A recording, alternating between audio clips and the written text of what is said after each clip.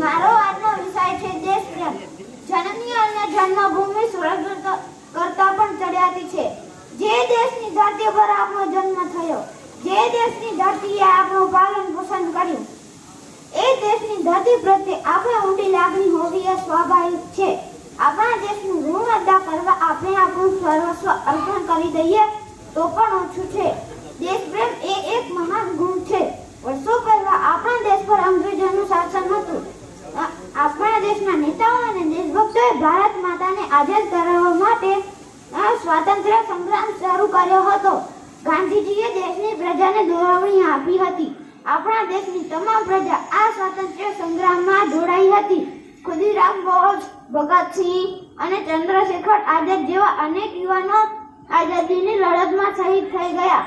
મહાત્મા ગાંધી, પંડિત જવાહરલાલ નહેરુ, સરદાર વલ્લભભાઈ પટેલ, સુભાષચંદ્ર બોઝ, બાળ ગંગાધર ટિળક અને લાલા લજપત રાય જેવા દેશ નેતાઓએ જેલો જેવી અનેક યાતનાઓ વેઠી ભારતને અંગ્રેજોની ગુલામીમાંથી છોડાવ્યો.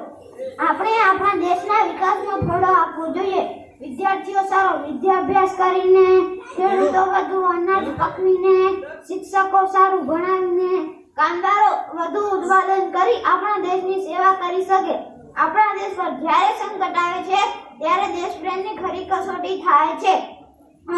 વખતે આપણે નાત જાતના, ઊંચ નીચના, અમીર ગરીબના ભેદભાવ ભૂલીને આપણા દેશને આફતમાંથી ઉગારવા તૈયાર થઈ જવું જોઈએ. ગરીબી, બેકારી, નિરક્ષરતા, અજ્ઞાન વગેરે દેશપ્રેમના અવરોધક પરિબળો છે. આપણે તેમને દૂર કરવા પ્રયત્નો કરવા જોઈએ.